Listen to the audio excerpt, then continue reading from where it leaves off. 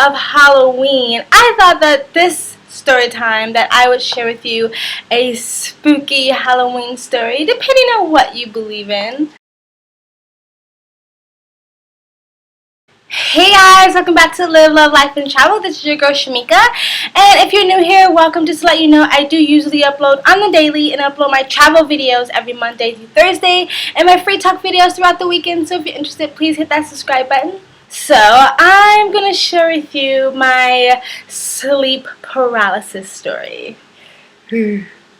Anyone here doesn't know exactly what sleep paralysis is, according to doctors and scientists, that in so many words, sleep paralysis is basically a sleep disorder, like sleepwalking or something like that. When we sleep, especially in our deep sleep, REM cycle, sleeping pattern, our bodies go paralyzed. Like there's chemicals released that makes our bodies paralyze itself, so we don't move when we are dreaming. So it's a way to get our bodies not to act out our dreams, basically. So there's a hiccup that can happen where your consciousness comes awake, like you mentally are awake but your body is still paralyzed. So you wake up and your first thought is, I'm awake, let's move, and then all of a sudden your body can't move and you're like freaking out. Why can't my body move? Why can't I open my eyes? Why can't I speak?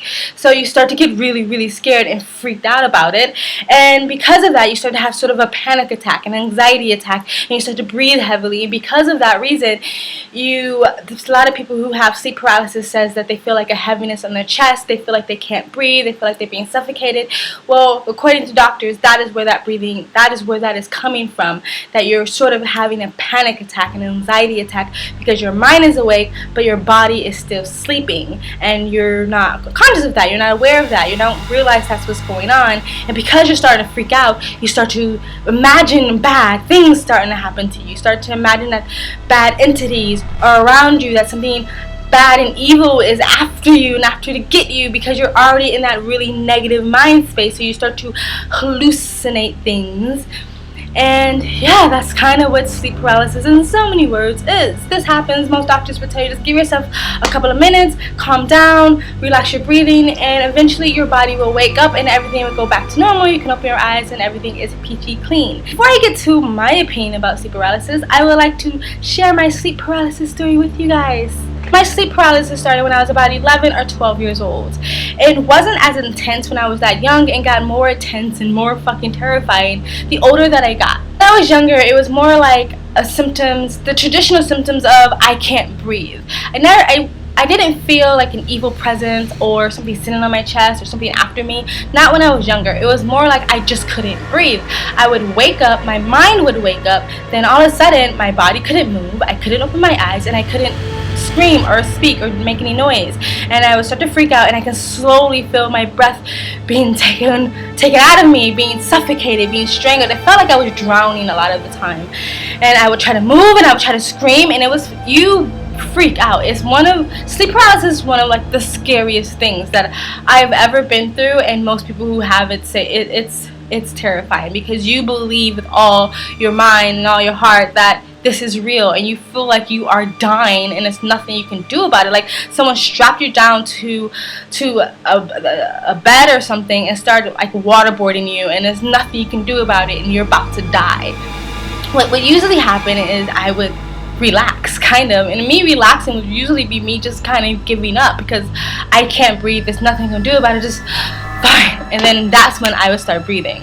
And so that's kind of what happened when I was younger. And eventually it happened quite often actually, and eventually the more that it happened, I would start to remember quickly that just relax, just relax, and your breath is going to come back. And which makes sense that it happened when I was younger, because according to doctors, sleep paralysis can be brought on by anxiety, by stress, by traumatic experiences. And if you know my story, I grew up in an extremely physically, emotionally, mentally, sometimes sexually, domestic violence type of home where my daddy wasn't around. So yeah, makes sense.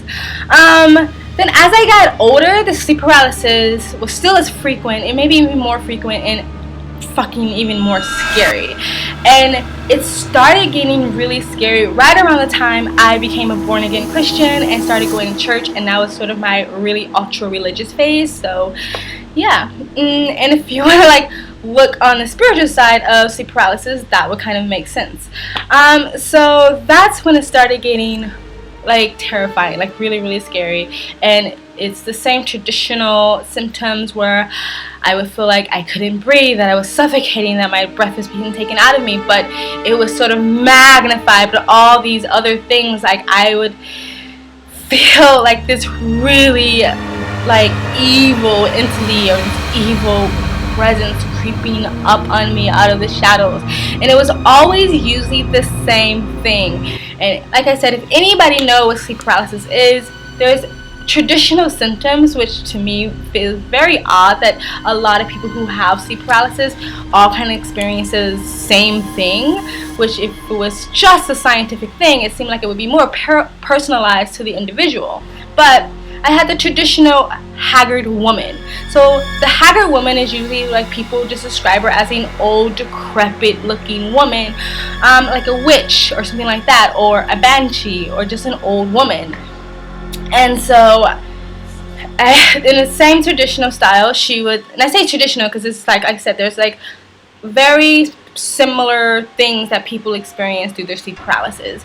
So she would be sitting on my chest and just sitting there, and you had this sense that whatever this entity, whatever this presence was, or whatever this illusion was, they hated your guts and they wanted to destroy you. Like, it was the most evilest feeling I have ever felt in my life. Like, it felt strongly like this evil demonic presence and this woman just sitting on your chest and getting really close to your face and like and just like growling really close to your face and just wanted you to suffer.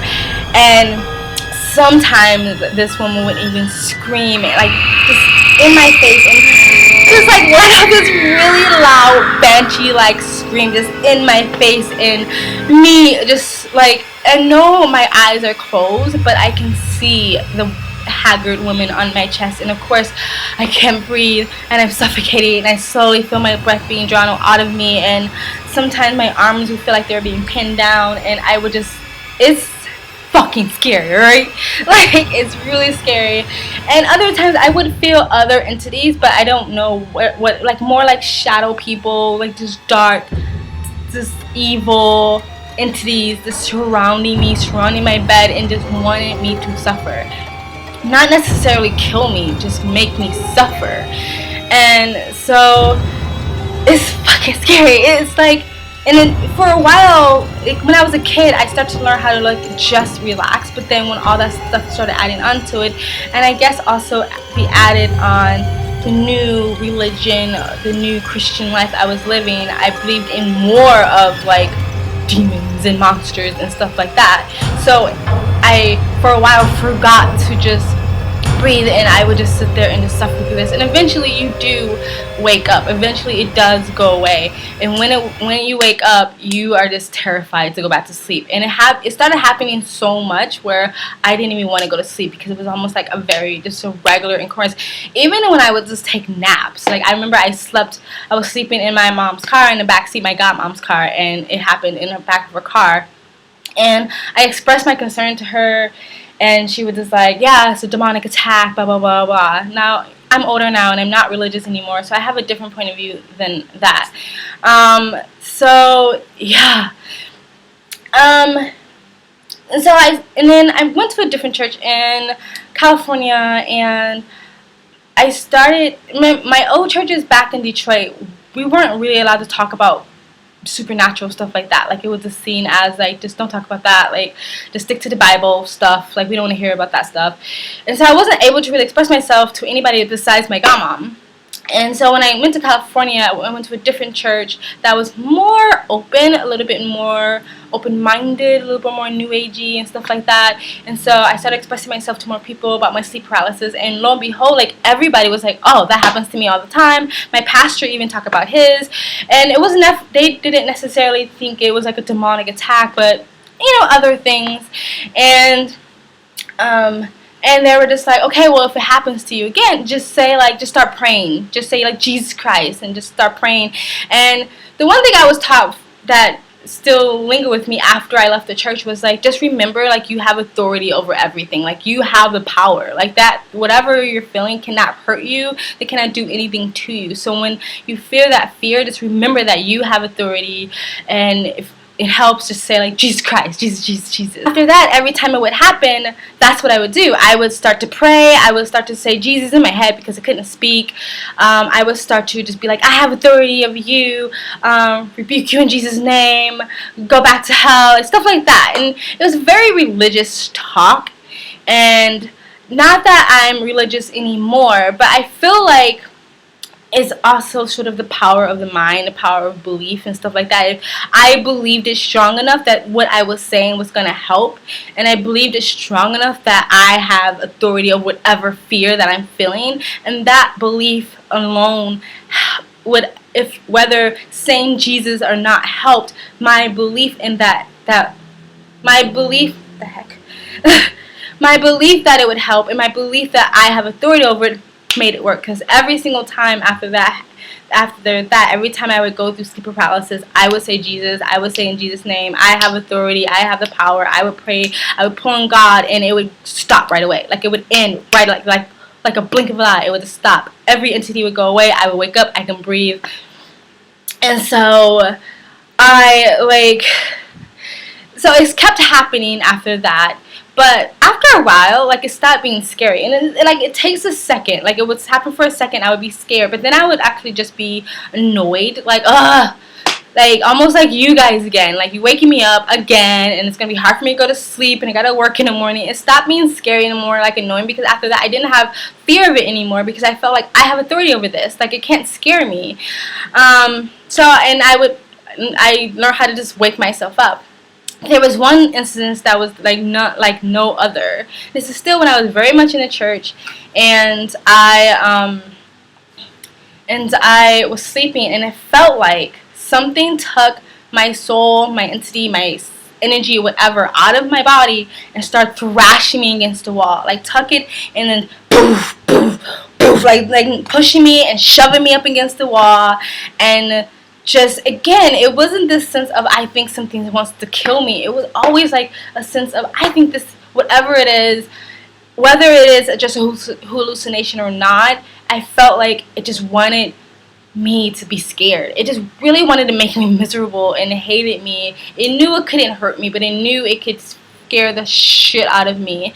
And so yeah, like, and I still have sleep paralysis here and there. It stopped being as consistent years ago. Like, it's, yeah, but I still have it, and now I feel it when it's coming on. I feel the symptoms, and I can, like, get myself to wake up. It's almost like the same thing where I can feel like I'm about to have a seizure. It's the same thing. Like, I can feel this, it's like a nummy, tingly, like I can feel something coming, like a presence, something about to happen. I can feel my breath starting to get heavy. And that's the thing, like, a lot of doctors say, oh, it's a panicky thing. I'm not scared of it anymore, and now when it happens, I'm not panicking. I can just feel my breath. Something's heavy happening, and I can feel it about to happen, and I just, like, shimmy myself awake so it won't happen. And then I kind of, like, okay, meditate, get myself in a positive state, and just go back to sleep. Okay, so that's my sleep paralysis story, and I'm trying to make this quick. So I'm totally not against the idea that sleep paralysis is just a medical thing, that science explained it all, that doctors have explained it all, that it's just a sleep disorder. But what I cannot understand, and when science has not explained, is why is everyone who experience sleep paralysis experience very similar things? That cannot just be a coincidence.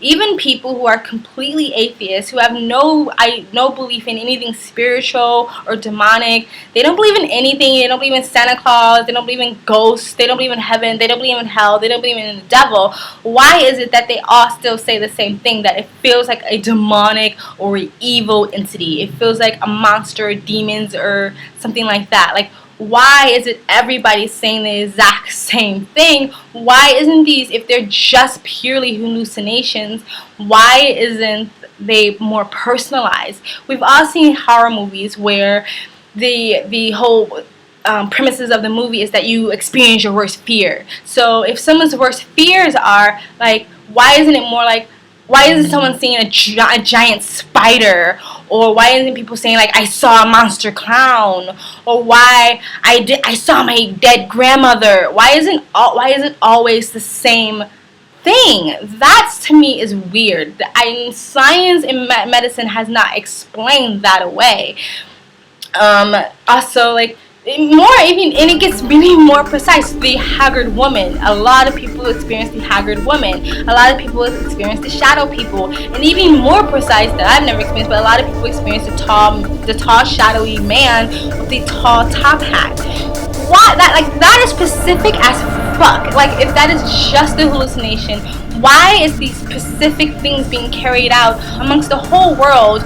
Why are people experiencing such similar things? Again, why isn't it more personalized? Why isn't it, I had a scary dream that my dead dog came back, that was my sleep paralysis? Or my sleep paralysis is that I was being put in a room and had to listen to a horrible Sesame Street song over and over and over again. Like, why is it unpersonalized? That's, to me, is what is weird. And sleep paralysis is not a new thing. So some people can say like, well, the reason why people are experiencing the same thing is because they somehow, even maybe subconsciously, saw this image somewhere. They saw it in a book, they saw it in a movie, they heard someone else's sleep paralysis story. It's kind of like the same thing where you start to feel sick, so you go on WebMD and you look up symptoms, and you start having symptoms that you didn't have before because now you read it, and so now subconsciously you think you have that symptom. But so some people can say that, like, it's just subconscious. Like, they think they never saw this image. They think they don't believe in these things, but subconsciously they do, and that's why they experience these things. Okay, fair enough. But sleep paralysis is not a new thing. This is not a 2000 thing. This is not a 1990 thing. This is not a new phenomenon. Sleep paralysis has been going on for hundreds and hundreds and hundreds of centuries, generation after generation after generation. Very old, ancient cultures, religions, and stuff like that have experienced sleep paralysis. So these are cultures that had no contact with one another. There were no telephones. There were no Wi-Fi. There was no internet. People didn't even send letters. So how are these cultures, some cultures completely different from one another, on completely opposite sides of the world, all experiencing the same thing? If you do your research on sleep paralysis, a lot of cultures say the same things that we are saying today, that evil presence, the evil entity, and stuff like that. And in different cultures, of course, they call them different things, but they resemble what we're saying today. And so how is it that not only people today are having such similar hallucinations, but for hundreds and hundreds and hundreds of years ago in these ancient cultures, they were also having similar experiences?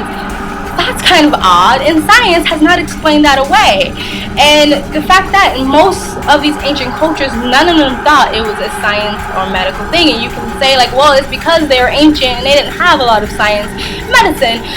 But that's not all cultures. There are still cultures back then, especially ancient Egypt and Mayan cultures, that still had technologies and knew how to do things that we still don't know how to do today with all the technology that we have. I mentioned the Mayans calendar is still way more advanced than our calendar today, and scientists cannot explain that away. And so most of these cultures thought it was something to do with spirits, something to do with the supernatural, good or bad.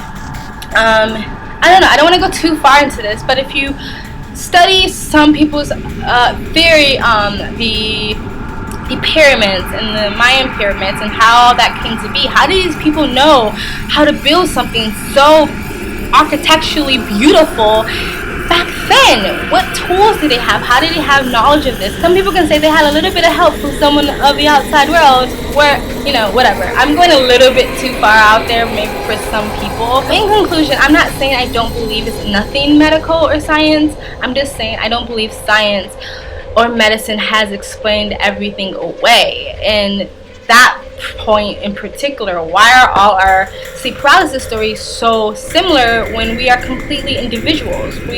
Some people live way in Finland and the other person lives way in Africa, and they are saying they see the same things, and maybe they call it different things in their language or whatever makes sense to them, but it's the same thing. It's not a popular belief. Even when I googled other people's sleep paralysis story, which I'm glad I'm not scared of them anymore because they're kind of scary.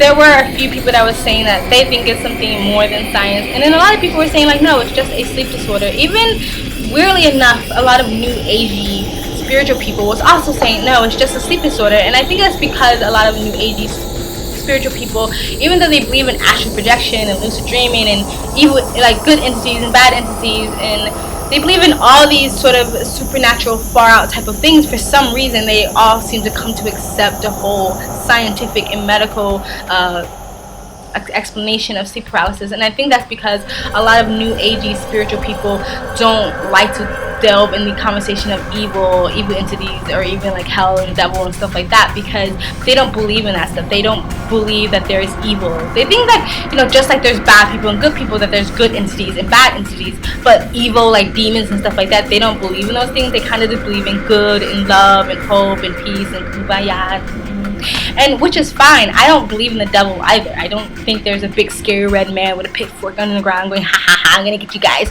I don't believe in devils, but I do believe in bad entities. Just like good, there's, you know, just like there's good people and bad people, I believe there's bad entities. But there's something to sleep paralysis that scientists isn't explaining away. They explain the mechanism on how your body paralyzes itself and how your mind wakes up and your body doesn't wake up and you kind of freak out. They explain that part, and I can fully accept that explanation, but they haven't explained everything else.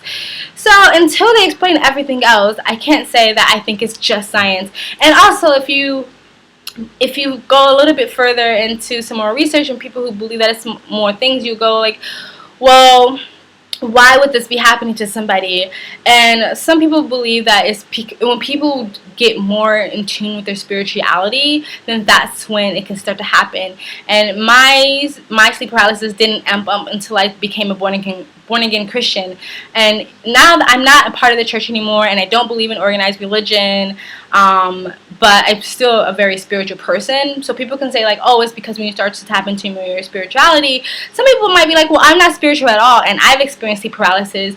And then others say that it's not specifically just if you're tapping into your spirituality. Some people are just more in tuned, and even if they don't realize it, they're just more intuitive. And even like there's a psychological term called hypersensitivity, where your senses, like your sight, your taste, your sound, your feel, are a bit more heightened than everyone else, and that can also be a reason why. Also, some people can say if anybody's ever delved or practiced any type of black magic or psychic stuff and stuff like that, that can also happen. And and the sleep paralysis thing is not just the only supernatural thing that I experienced as a child. My mother started getting really angry and upset, and she was on the verge of hitting me, of beating the shit out of me. The computer would come on full blast, and like not the computer, the TV, and the TV was in a completely different room when no one was in there. My sister was not there. There was no more control. The TV would come on, and not only would it come on with the volume up full blast, and it was weird. And I always felt like, well, something's trying to protect me, because my mother would get so distracted by the TV coming on that she would forget that she wanted to beat the shit out of me. So I would escape a beating. And it happened like 5 or 6 times where she was this close to beating the crap out of me, and the TV would just come on full blast. And it happened a couple of times when me and my brother were just sort of sitting in the room and the TV would just come on. There was another time I was sleeping in my mother's bed upstairs, and I just heard someone scream my name as if they were like this close to my ear. And then years later, as an adult, I was talking to my auntie, and she said the same thing. She was sleeping in the exact same bed, in the exact same room, and she was sleeping, and she heard someone scream her name. And the house before that, we would hear whispers come from the basement. There were times when we would hear like someone pressing our security pad, like doot doot doot doot, and we would go see who's coming in, and like nobody was there. The security pad code was still on, and the door was still locked. We would hear the basement door slam. So there was another time where we were sitting in the back, and we heard like something crash to the floor in the kitchen, and we came back, and a whole drawer was pulled out, and all the silverware was on the floor. So another reason why I am more open to the idea of being something more, because I have experienced weird ass shit as I was growing up. And even now, like as a spiritual person, I do believe in entities, I do believe in spirits. That's why I don't mess with like psychics and shit like that, because that stuff is, I don't mess with stuff like that. Like I don't want any of that in my spirit, any of that in my energy. No, no, no, no, no. And that's the thing. Like, people can believe in psychics or prophets, wherever religion or whatever you believe in, or angels or demons or hell or heaven, but the idea of sleep paralysis being something more than medical is like, whoa, that's way out there. But I'm not trying to convince you that it's not medical, because I said I can completely accept the fact that science and medicine has explained the mechanics behind it, but the rest I don't feel like they explained away. So until then, I've an open mind towards it. So that's it. That's my story. I hope it didn't scare anybody. I hope you can go sleep today. It wasn't that scary. I mean, it depends what you believe in. Like I said, I don't believe in the devil or hell or stuff like that. I'm not a part of an organized religion, but I'm still open-minded to like other stuff. I'm open-minded to the idea of other things happening. So in the spirit of Halloween, I wanted to talk about my sleep paralysis story. Don't worry, this is probably the only time I'm ever going to talk about this stuff, so this is not going to be like a part of my channel. I just wanted to, since it's Halloween, I had an excuse to tell you a spooky story. If anybody can relate, because I know it's more common than people think, go ahead and just put it in the comment section below. If you believe that, hey, I really think it's just a medical thing, science has already explained this, we do not have to delve into this any deeper, go ahead, please feel free to express yourself in the comment section below. If you believe that, hey, I think it is more to this thing, or I didn't know about all that stuff, like, or whatever, please put it in the comment section below. If you like this video, please like it. If you want to share this video, please share it. And happy Halloween, everybody! Enjoy your Halloween, be safe, and thank you. Please subscribe from Live, Love, Life, and Travel.